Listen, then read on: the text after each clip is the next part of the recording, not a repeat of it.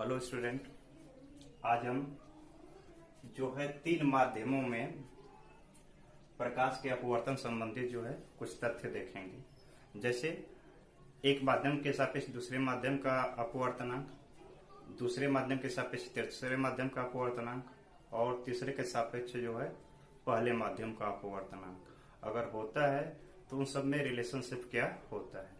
तो यहाँ पे इस फिगर में, फर्स्ट फिगर में हमने देखा यहाँ पे तीन माध्यम लिया है। एक आपको वायु है, एक आपको जल है, तीसरा कांच है और पुनः जो है अपवर्तित होकर वायु में निकल जाता है। तो यहाँ पे तीन माध्यम लिए गए हैं, एयर, वाटर और ग्लास, ठीक है ना। तो इसके तहत अपवर्तन, यहाँ पे देखिए आप फिगर पहले समझ लीजिए। यहाँ पे ए ओ जो है आपतित किरण है जो अपवर्तित होके ओबी डायरेक्शन में गमन करता है और पुनः जो है जल से जो है ओबी जो है आपतित किरण हो जाता है और जो वो है बीसी माध्यम में जो क्या होता है अपवर्तित होता है और ग्लास के लिए जो है यहाँ पे बीसी जो है आपतित किरण हो जाता है और वह जो है सीडी माध्यम में जो है गमन करके अपवर्तित किरण के रूप में पुनः वायु में जो है वो निकल जाता है। तो इस तरह से इनका रिलेशनशिप हम देखते हैं कि क्या होता है।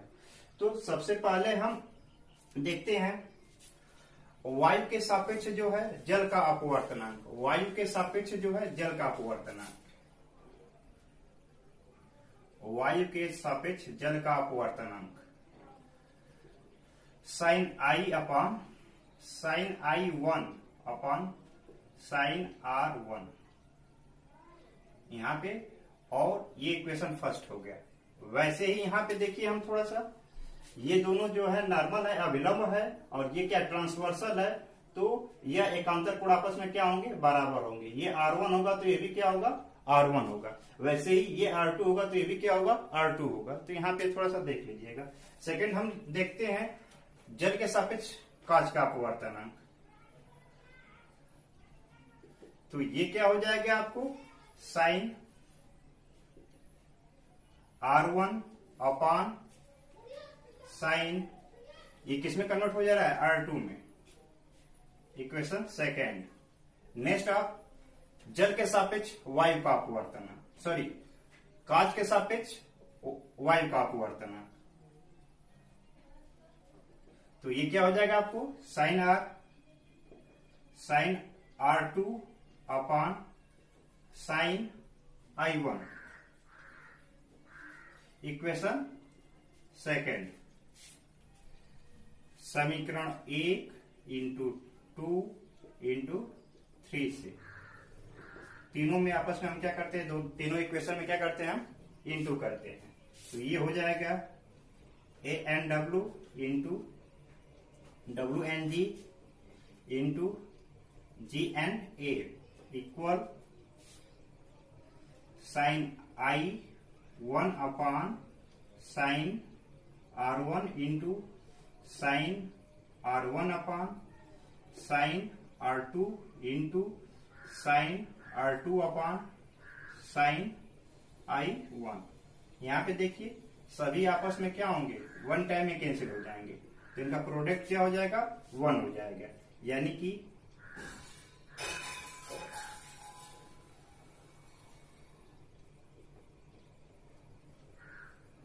इक्वल 1 हो जाएगा। तो अगर हम दो वैल्यूज को, दो पार्ट्स को जो है हम इधर साइड चेंज करते हैं तो जल के सापेक्ष कांच का अपवर्तनांक इक्वल क्या हो जाएगा, 1 अपॉन वायु के सापेक्ष जल का अपवर्तनांक इंटू जल के सापेक्ष कांच का अपवर्तनांक। यहां तक क्लियर है। तो इसको जो स्क्रीनशॉट लीजिए, तो नेक्स्ट बताएं, जल्द इसका स्क्रीनशॉट लीजिए आप।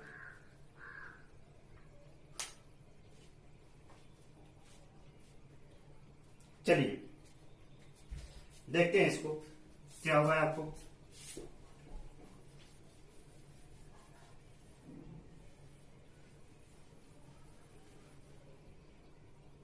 अब यहां देखिए आप, यहां पे एक मिस्टेक हो गया था।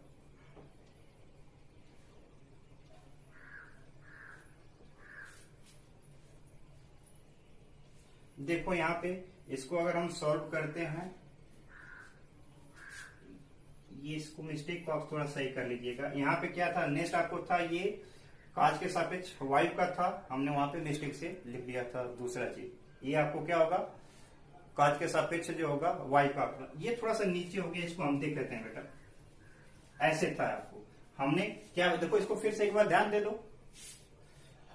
वायु के सापेक्ष जल का अपवर्तनांक इंटू जल के सापेक्ष कांच का अपवर्तनांक इंटू कांच के सापेक्ष वायु का अपवर्तनांक इक्वल 1। कैंसिल हमने कर दिया था। अब नेक्स्ट क्या होगा आपको, इसका वैल्यू अगर फाइंड करना है तो जल के सापेक्ष कांच का अपवर्तनांक इक्वल 1 अपान वायु के सापेक्ष जल का अपवर्तनांक इंटू कांच के सापेक्ष जो है वायु का अपवर्तनांक। यहां तक क्लियर हो गया। अब इसको थोड़ा सा हम सॉल्व करना चाहें तो ऐसे भी कर सकते हैं, 1 अपान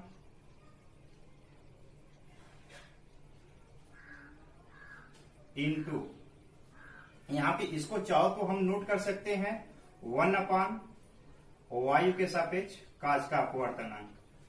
वो जो है पिछले क्लास में जो है हम व्युत्क्रम नियम बताए थे उस आधार पे, तो ये वैल्यू जो है अप हो जाएगा, तो जल के सापेक्ष कांच का अपवर्तनांक इक्वल हो जाएगा वायु के सापेक्ष कांच का अपवर्तनांक अपान वायु के सापेक्ष जल का अपवर्तनांक। तो ये आपको फॉर्मूला हो जाएगा।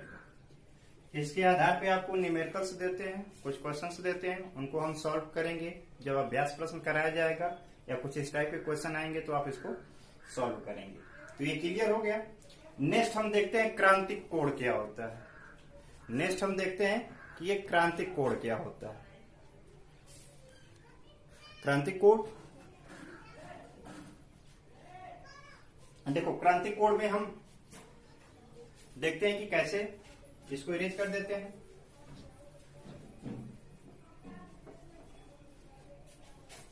देखिए क्रांतिक कोण में क्या होता है आपको, क्रांतिक कोण में जैसे कोई भी आप माध्यम एक कांच लेते हैं,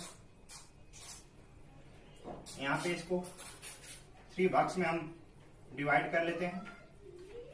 यहां पे देखो ये कोई कांच हमने लिया,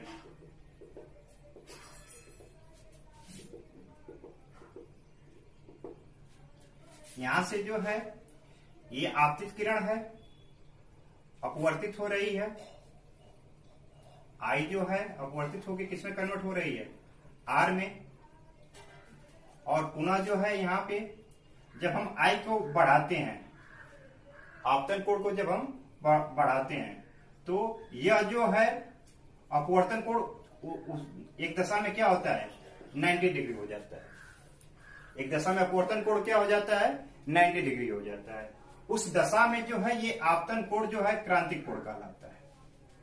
यानी कि फिर से देखिए क्रांतिक कोण क्या होता है, जब हम अपवर्तन कोण का मान धीरे धीरे बढ़ाते हैं और एक दशा में अपवर्तन कोण के मान जो है बढ़ाने के बाद, जब हम आपतन कोण का मान जो है धीरे धीरे बढ़ाते हैं तो बढ़ाने की उस प्रक्रिया में एक दशा ऐसा होता है या आता है जिसमें अपवर्तन कोण का मान कितना हो जाता है, 90 डिग्री हो जाता है। जिसमें अपवर्तन कोण का मान क्या हो जाता है बेटा, 90 डिग्री हो जाता है। तो उस दशा में जो है बढ़ाया हुआ जो है आपतन कोण जो है क्रांतिक कोण कहलाता है। उस दशा में जो है बढ़ाया हुआ आपतन कोण क्या कहलाता है, क्रांतिक कोण कहलाता है। यानी कि आई जो है किसके इक्वल हो जाता है, सी के। आपतन कोण जो है क्रांतिक कोण के बराबर हो जाता है कब, जब जो है आर कितना होता है, 90 डिग्री। अपवर्तन कोण क्या होता है, 90 अंश होता है। और जब उसी दशा को अगर कंटिन्यू हम आगे बढ़ाते हैं, आपतन कोण को बढ़ाते हैं, तो उसके बाद क्रांतिक कोण के बाद जो है अगर आपतन कोण को हम बढ़ाते हैं तो अपवर्तन कोण का मान क्या होता है, 90 से एबव होने की कंडीशन में क्या होता है, वह जो है उसी माध्यम में पुनः जो है परिवर्तित हो जाता है, परावर्तन हो जाता है। उसको हम पूर्ण परावर्तन कहते हैं। उसमें क्या होता है कि आपतन कोण का मान जो होता है जब बढ़ाते बढ़ाते जो है आपतन क्रांतिक कोण से जब अधिक करने लगते हैं तो उस दशा में क्या होता है, कोण परिवर्तन होता है। उसमें क्या होता है कि एक कंडीशन होता है कि वह प्रक्रिया जो होती है सघन माध्यम से जब विरल माध्यम में होती है तो ही होता है। तो इस दशा में ये हमने देखा, और इसे जो है हम साइन सी से प्रदर्शित करते हैं। रिलेशनशिप होता है आपको किसी भी चीज का अपवर्तनांक जो होता है 1/sin c होता है। क्या होता है, अगर यहीं पे हम देख लेते हैं तो वायु के सापेक्ष काश का अपवर्तनांक 1/sin c होता है, या sin c इक्वल 1/y के सापेक्ष काश का अपवर्तनांक, ये आपको हो जाएगा। तो इस तरह से हमने यहाँ पे अपवर्तनांक के विषय में और 3 माध्यमों में जो है प्रकाश के अपवर्तन के विषय में कुछ तथ्य देखें। नेक्स्ट वीडियो में जो है हम लेंस के बारे में पढ़ेंगे। नेक्स्ट वीडियो में जो है हम लेंस के बारे में पढ़ेंगे। लेंस क्या होता है, वो कितने प्रकार के होते हैं, और उसमें क्या क्या चीजें मतलब है, उसके प्रतिबिंब कैसे बनते हैं, ये सब चीजों के बारे में हम अध्ययन करेंगे। उसके क्या क्या मुख्य मुख्य पॉइंट्स होते हैं, कुछ उससे संबंधित परिभाषाएं होती है, उसका हम अध्ययन करेंगे। इससे पहले आप जो है जो दिए गए वीडियो में जो है पढ़ाया गया है उसका आप नोट्स बनाएंगे। नोट्स को जो है आप वीडियो के माध्यम से ही या व्हाट्सएप के माध्यम से टीचर्स से जो है चेक कराएंगे हमारे द्वारा। और नेक्स्ट वीडियो में फिर हम मिलते हैं बेटा, बाय।